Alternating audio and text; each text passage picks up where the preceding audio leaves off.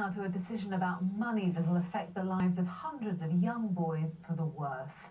The NHS's drugs watchdog has said it will not fund a treatment for a rare condition which affects around 150 children every year. Doctors say it's just not effective enough to justify the cost. But the parents of one little boy say it could transform his life, and they've told 5 News they will not give up the fight. Charlotte Grant has their story.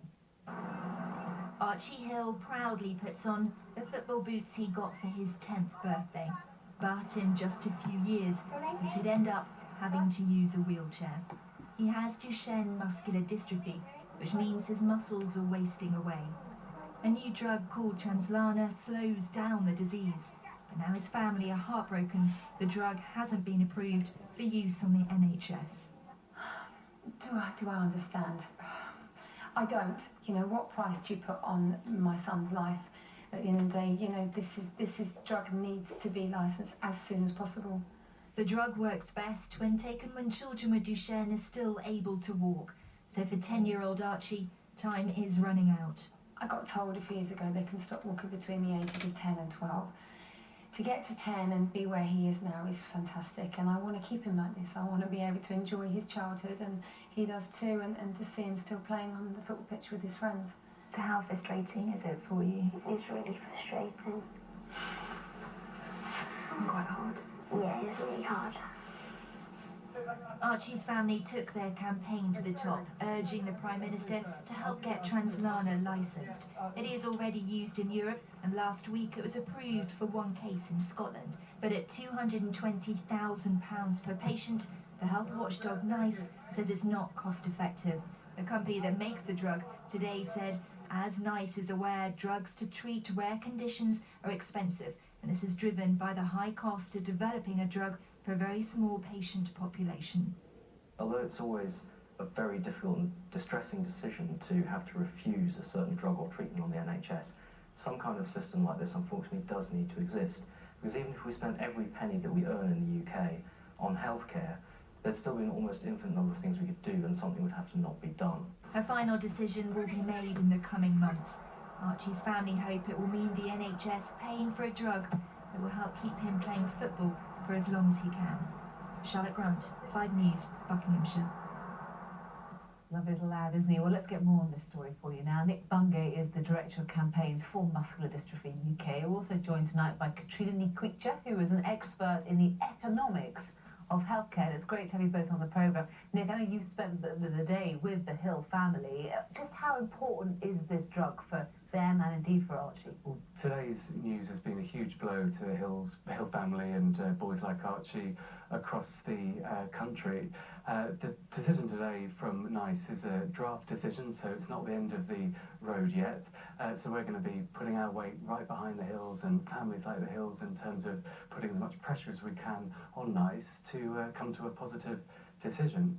And now, Katrina, you look at these issues in the whole hard light of day, unfortunately, as an economist. I mean, just tell us how the drugs health watchdog, I should say, makes a decision like this. They decide that they will not fund the treatment for Archie. Well, they look at the cost. Obviously, that's a huge factor. But they also look at the evidence of efficacy or quality of life and the side effects the drug has. And in the decision today, which is preliminary, we both agreed on that point, it's very early on in the process. The evidence is just not quite strong enough to help them make that decision. There's a lot of uncertainty with this evidence, and it's a very expensive drug as well. And the NHS has very finite resources, and the way in which this assessment was carried out is in the fairest, most equitable way. Which is an awful, bitter pill to swallow, isn't it? But can you understand that logic, Nick? Well, the cost of the drug is quite high, and we believe it to be between about £150,000 to £200,000 per patient per year. But we are only talking about 15 boys that are eligible, and it's a cost in line with similar rare disease drugs which are available on the NHS, and it is available in a number of European countries. One boy in Scotland is even accessing the drug following an individual funding request to his health board. So it's not fair that boys like Archie are being forced to wait behind. And it doesn't seem fair, does it, Katrina, that in Scotland you can get this treatment. In actual fact, in most European countries you can get this treatment, but you can't get it if you live in England. How unfair is that? I completely understand where you're coming from, and I'm very sympathetic and empathetic towards the situation these young boys are in. It's very distressing for all the families, but we have a finite amount of resources in the NHS. How do you put a price on this? There's How no- do you say to Archie, you know, this would give him quality of life out of a wheelchair for hopefully a couple more years, if not longer? We're not going to give it to you. I completely understand that, but we do operate in a system where we only have a finite budget, and we do assess drugs. NICE assess drugs in a process that is fair because we assess them in the same way across all therapeutic areas. There's no one group patients does not get precedent over another. We analyse it all in a systematic way.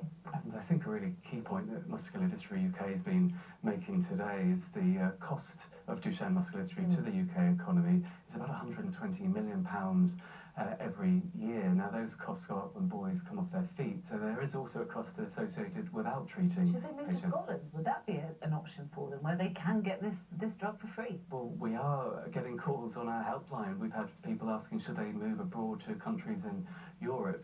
We don't want to see that happening. We're very much like NICE to understand the devastating nature of a condition like Duchenne muscular dystrophy and come to a positive outcome in a month's time when they look at this important Well, Nick, will you keep in touch with us and let us know how Archie and his family get on, because we'd love to hear. Absolutely. And thank you very much for joining us. And Katrina, thank you for your thoughts as well.